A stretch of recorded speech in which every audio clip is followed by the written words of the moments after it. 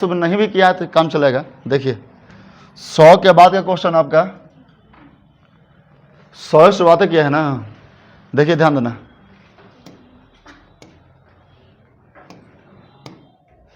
देखिए 100 में बोला कौन सी अधातु कमरे के ताप पर द्रव अवस्था में होता है। शायद आपको बताया था ना। कौन सी अधातु, धातु के नाम लेंगे तो पारा होता है, जब भी नाम लेंगे पारा तो पारा होता है धातु जो द्रव अवस्था में होता है। कहाँ दिखाई देता है? थर्मामीटर में ना। लेकिन आपसे बोला कौन सा अधातु जो कमरे के ताप पर द्रव अवस्था में होता है, कौन होता है सर? ब्रोमीन। में तो कोई दिक्कत नहीं। चलिए अगला देखिएगा। 101 निम्नांकित में कौन निष्क्रिय गैस है? याद है ये वाला कोडवा? निष्क्रिय गैस के कोड कहते थे कि हिना, नीना और करीना। याद है? एक्सरे, रंगीन, यानी कि helium, neon, argon, krypton, xenon और रेडॉन। हिना, नीना और करीना, एक्सरे, रंगीन। ये जो है कोडवर्ड इकोची को बताता है निष्क्रिय गैस के। आपसे बोला है कि निष्क्रिय गैस कौन सा है, तो कौन है बताइए? हीलियम ना। और बाकी याद हो गया? हिना, नीना और करीना, हाँ, एक्सरे, रंगीन। इसमें से कोई भी रहेगा निष्क्रिय गैस या क्रिय गैस कहेगा तो कैसे बोलना है? यही ऑप्शन होगा। इसमें कोई रहेगा तो ही रह जाएगा सर। चलिए अगला देखिए। अगला है निम्नलिखित में से किस धातु को केरोसिन में डुबा के रखते हैं? हाँ देखिए बताते हैं। सोडियम ऐसा धातु है ना, ऐसे आपको मौका मिलता हम दिखाते। सोडियम ऐसा धातु है जिसको आप हाथ में धरिए, रखिएगा पानी में ना, तो ब्लास्ट करता है, आवाज़ करता है पटाखा जैसा। इसको यदि बाहर रखिएगा तो अपक्रिया करेगा और तुरंत नष्ट हो जाएगा सोडियम। लेकिन जो सोडियम है इसको यदि हम लोग बचा के रखना चाहते हैं तो केरोसिन तेल में डुबा के रखे पड़ता है। आना यदि बाहर रखे हैं गलती से उस पर पानी की थोड़ा सा बूंदा चल जाएगा ना, आवाज़ करता है पटाखे जैसा। रिएक्शन बहुत तेज़ से करता है। सोडियम बहुत क्रियाशील तत्व है, अधिक क्रियाशील तत्व है, जो किसी पानी से या वायु के नमी से सब क्रिया करता है। आप चाहिए किसी डिब्बा में बंद कर रख दें, नहीं रहेगा सर। डिब्बा में बंद रखिएगा तो अपने ब्लास्ट करता है, फट जाता है। तो बोला कि इसमें किसको केरोसिन तेल में डुबा रखते हैं, तो किसको रखते हैं? सोडियम को। इसको बाहर रखेंगे तो किसी तत्व सब क्रिया कर लेगा। ठीक है, चलिए अगला देखिएगा। अगला है निम्नलिखित में से किस धातु पर वायु का प्रभाव नहीं पड़ता है? कौन से धातु है इस पर वायु का प्रभाव नहीं पड़ता? वायु में नमी की मात्रा होती ना है। आप कम से कम ये समझना कि आप इसमें से किस धातु का प्रयोग आप पहनने में करते हैं? पहनना समझ, सोना मतलब कौन सोना है? हाँ, गोल्ड, जिसको पहनने में यूज करते हैं ना है।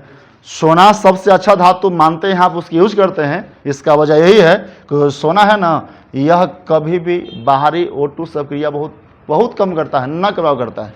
जो O2 सबक्रिया करेगा वह तत्व पक्का खराब हो जाएगा, आज जो क्रिया नहीं करता वह खराब नहीं होता है। तो आपसे बोला कि इनमें से कौन सा धातु वायु सबक्रिया नहीं करता है, न प्रभाव करता है, तो कौन है? सोना क्रिया नहीं करता। अभी तो बतावे कि ब्लास्ट करता है।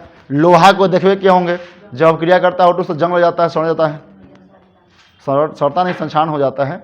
और आप देखें तांबा के देखे होंगे, तांबा भी वायु से नष्ट होता है। जो धड़ई कार्बन होता है, गांव में टोका फंसा, टोका फंसा है, तो टोका फंसाइएगा ना तो कुछ दिन के बाद उसका फिर अगड़े पड़ता है, वह वायु सब क्रिया करता है, खराब होता है। लेकिन सोना में कभी वायु सब क्रिया नहीं करता है। सोना पर कभी कभी काला चिपा चढ़ जाता है, लेकिन उसको यदि गर्म पानी में धोइएगा तो फिसा हो जाता है।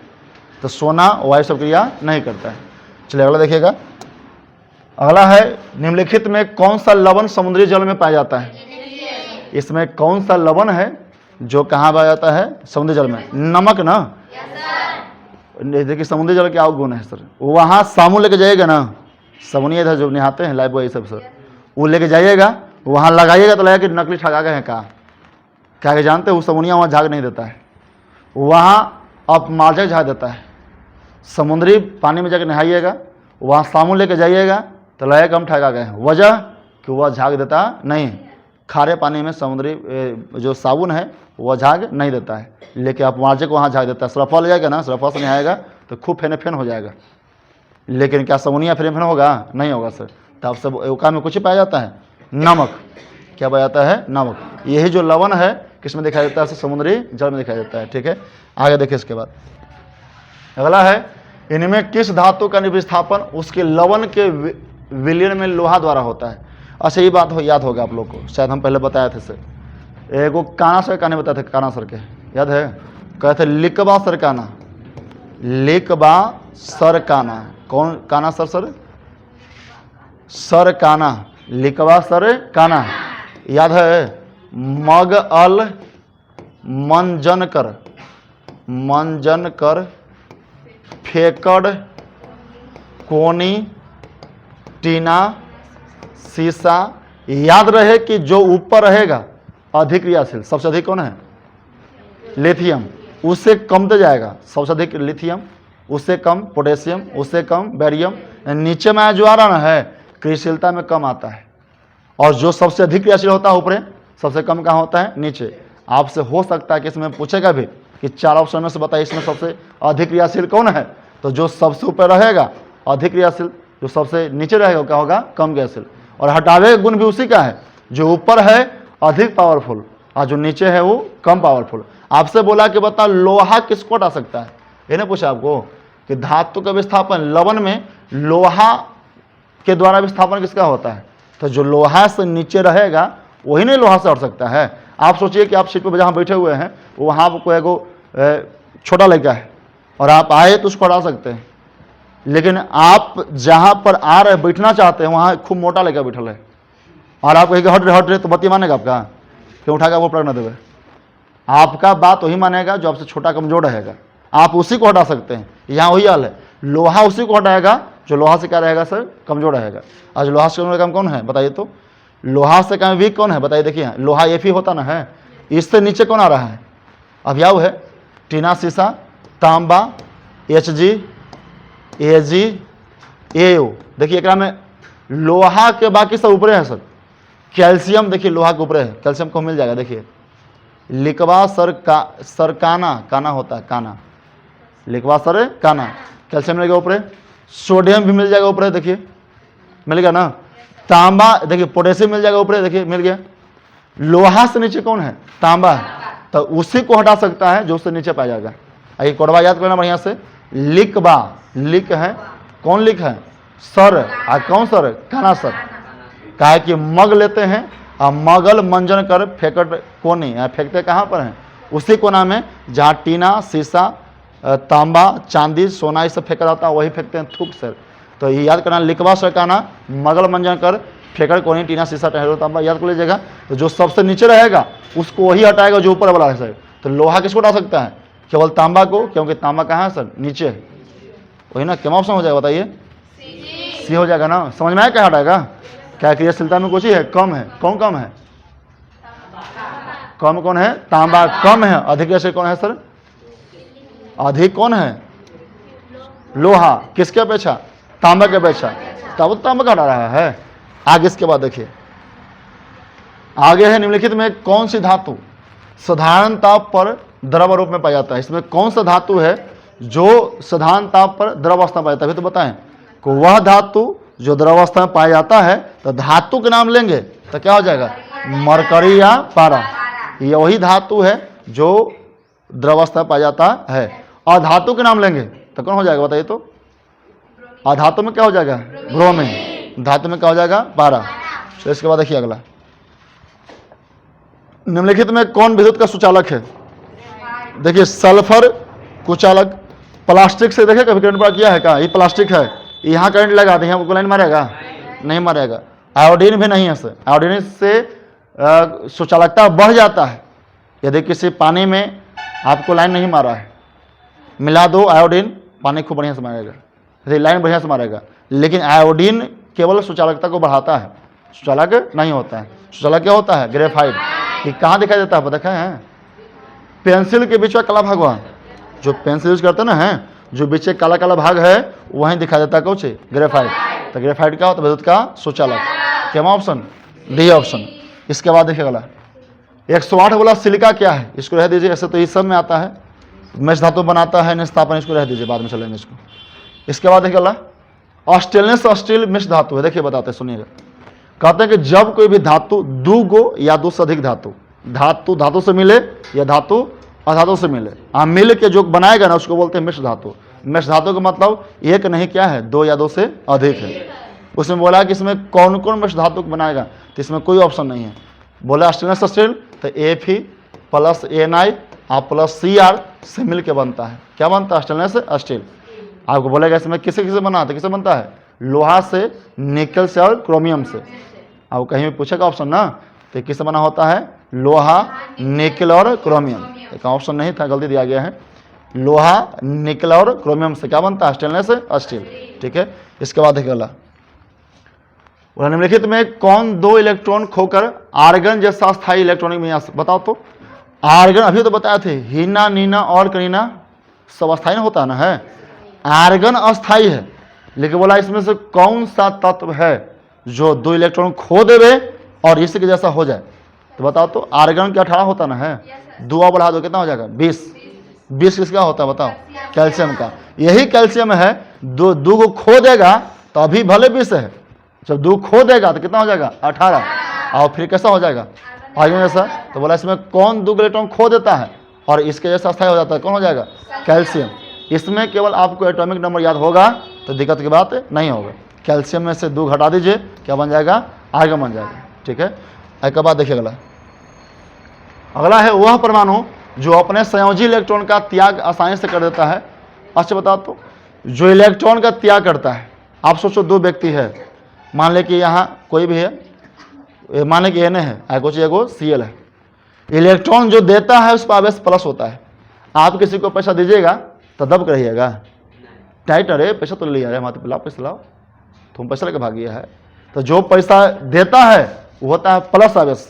क्या होता है? प्लस। और जो ग्रहण करता है वो क्या होता है? माइनस आवेश। तो आपसे पूछा गया है कि बताएगा मैं जो इलेक्ट्रॉन त्याग की आसानी से त्याग कर दिया है वो प्लस होगा कि माइनस होगा? प्लस। तो धनात्मक ऋणात्मक से बताइए क्या हो जाएगा? धनात्मक हो जाएगा ना, धनात्मक हो जाएगा। रे जो दिया से क्या हो जाएगा? धनात्मक ना। क्या ऑप्शन? B option. ग्रहण करता था ये होता, लेकिन बोला कुछ है त्याग करता है ना, क्या ऑप्शन हो जाएगा? B option. इसके बाद देखिए अगला, अगला है कौन सा अधातु कमरे के ताप पर द्रव अवस्था में? अभी तो बताए थे, कुछ हो जाएगा? ब्रोमीन। इसके बाद देखिए अगला, सीसा और टीन। देखिए ध्यान देना, सीसा अभी बताया था ना कि 2 धातु मिलेगा तो क्या कहलाएगा? मिश्र धातु। क्या कहलाएगा? मिश्र धातु। तो एसन सीसा क्या होता है? पीबी होता है। पीबी क्या होता है? पीबी। इसका होता है पीबी, पीबी। इसका होता है एसन। क्या होता है? एसन। तो एसन आप प्लस पीबी, टीना और सीसा के मिला के बनता है सर शोल्डर बनता है। क्या बनता है? शोल्डर। कुछ मिला के सर एसन और पीबी, एसन और पीबी क्या बनेगा? शोल्डर। क्या बनेगा? शोल्डर। चलिए इसके बाद देखिए अगला, सिनेबार। सिनेबार होता है यहाँ पर सिनेबार। सिनेबार किसका अयस्क है? अयस्क कहते हैं उसको जिससे हमको धातु की प्राप्ति होती है। तो सिनेबार से कौन सा धातु मिलता है? तो मिलता है, जानते कुछ, जिससे पारा मिलता है। सिनेबार ही है जिस अयस्क से हमको पारा की प्राप्ति हो सकता है। सिनेबार कहा जाता है जमीन के अंदर, जिसको में अयस्क होता है, जो जमीन के अंदर होता है जिससे हमको पारा मिलेगा उसको अयस्क कहते हैं। और ये भी जानते होंगे अयस्क में जो अशुद्धि होता है उसको गैंग कहते हैं, जो दूर करता है उसको फ्लक्स कहते हैं। मिलेगा तो क्या मिलता है? धातुमल बनता ना है। तो आपसे बोला गया सिनेबार जो है यह किसका अयस्क है, यानी किससे मिलता है? मतलब इसको से क्या मिलता है? क्या मिलता है? पारा मिलता है। इसके बाद देखिए अगला, अगला है भोजन रखने वाले कनस्तर पर टीन की पहुंच आई जाती है, जिंक की नहीं, क्योंकि बताइए। देखिए कोई जहां भोजन रखते हैं कढ़ाई उड़ाई में कुछ बना हुआ रहता ना है, उसमें बोला कि बाहर से टीन की पहुंच आई जाती है। टीन की पहुंच आते हैं, जस्ता के नहीं, का है। देखिए यहाँ ऑप्शन नंबर, जिंक की क्रियाशीलता टीन की क्रियाशीलता से क्या होता है? कम होता है। जिंक की क्रियाशीलता टीन से क्या होता है? कम होता है।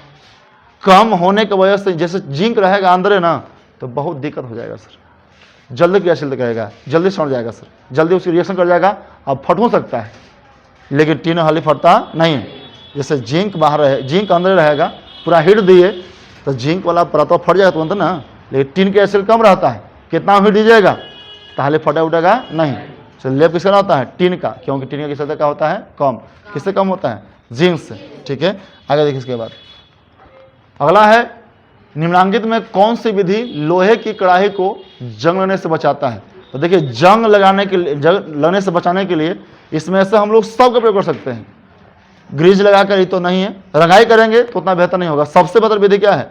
जिंक की परत चढ़ाकर। यदि किसी लोहे कड़ाही में जिंक पर चढ़ा देंगे ना तो संचारित बहुत कम होगा, वह नष्ट हुए से बच जाएगा। लोहे के ऊपर जो भी कढ़ाई है लोहे का बना होता है, और लोहे के ऊपर जस्ते के जो पढ़ा चढ़ाते हैं उसको बोलते हैं जस्तीकरण कहते हैं। क्या बोलते हैं? जस्तीकरण। तो लोहे को संक्षारित होने से बचाने के लिए जिस लेप का प्रयोग करते हैं वो क्या होता है? जिंक की परत होता है। ठीक है, इसको हम क्या कहते हैं सर? जस्तीकरण।